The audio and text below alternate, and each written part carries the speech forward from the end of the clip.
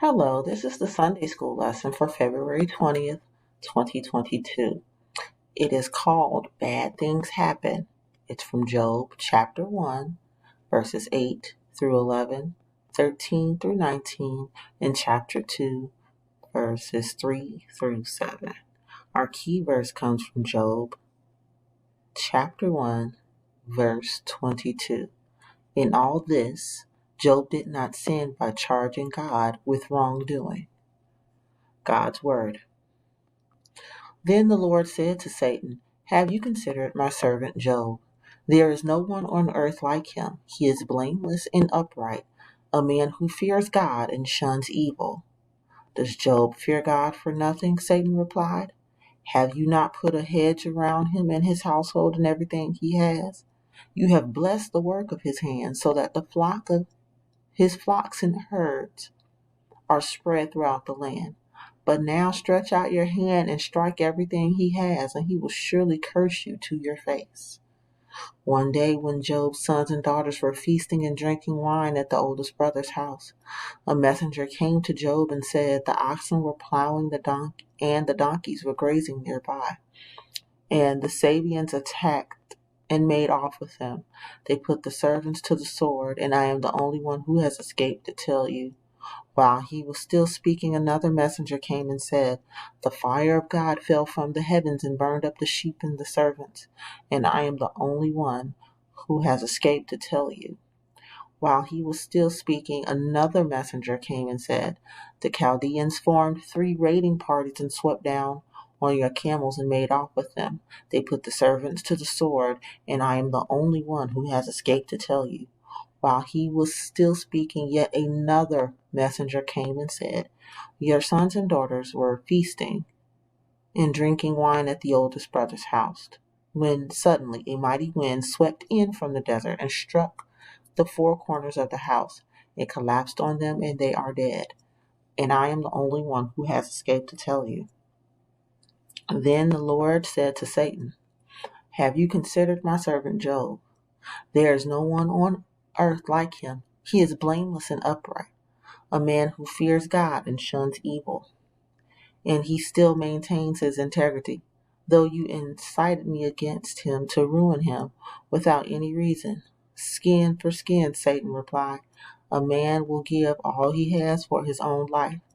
But now stretch out your hand and strike his flesh and bones, and he will surely curse you to your face. The Lord said to Satan, Very well, he is in your hands, but you must spare his life. So Satan went out from the presence of the Lord and afflicted Job with painful sores from the soles of his feet to the crown of his head. Bible story. In the events mentioned in today's scripture text, Job was tested greatly because of his faith in God. God described Job to Satan as the finest man on earth. He said that Job had faith and integrity and would have nothing to do with anything evil. Satan told the Lord that Job was only faithful because the Lord had always protected and sheltered him. Satan pointed out that Job was wealthy and had many things of value. Satan said that Job was wealthy because of God's protection. Satan told God that Job would curse him if God removed his protection and Job lost everything that he valued. One day a messenger came and told Job that his oxen and donkeys had been lost in a raid by his enemies. In fact, they stole the animals and killed all the workers.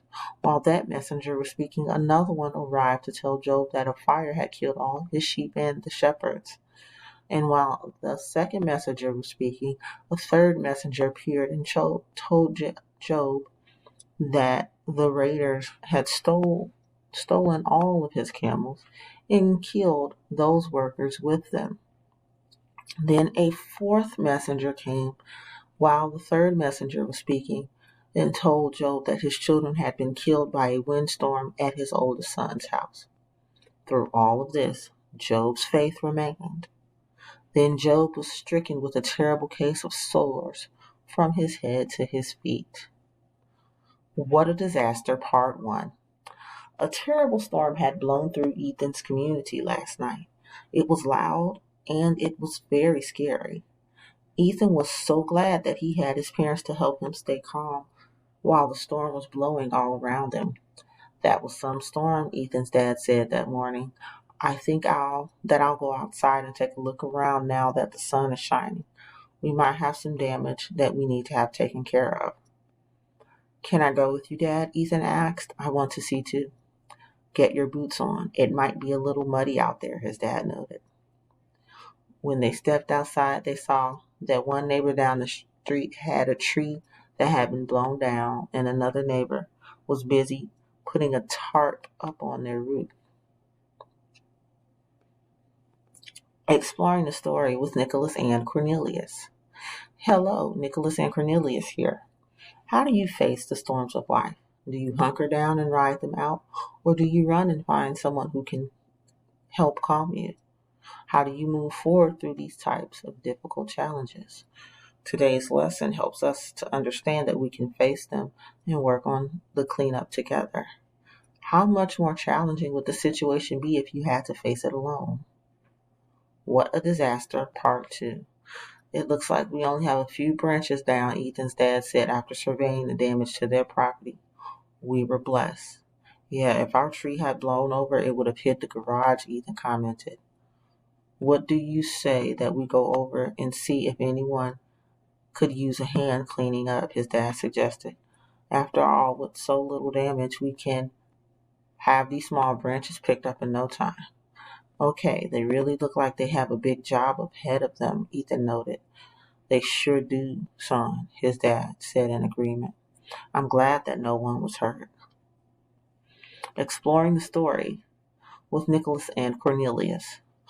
Although Ethan was afraid of the storm, he was willing to go out and face the damage that had occurred. Ethan was even willing to help make things right where he could. It's important to remember that when these situations happen, our communities are made stronger by people who work together. Would you be like Ethan and be willing to make things right again? Let's pray. Our Father who art in heaven, hallowed be thy name. Thy kingdom come, thy will be done on earth as it is in heaven. Give us this day our daily bread, and forgive us our trespasses, as we forgive those who've trespassed against us. Lead us not into temptation, but deliver us from evil. For thine is the kingdom, the power, and the glory, now and forever. In Jesus' name, amen. See you all next week.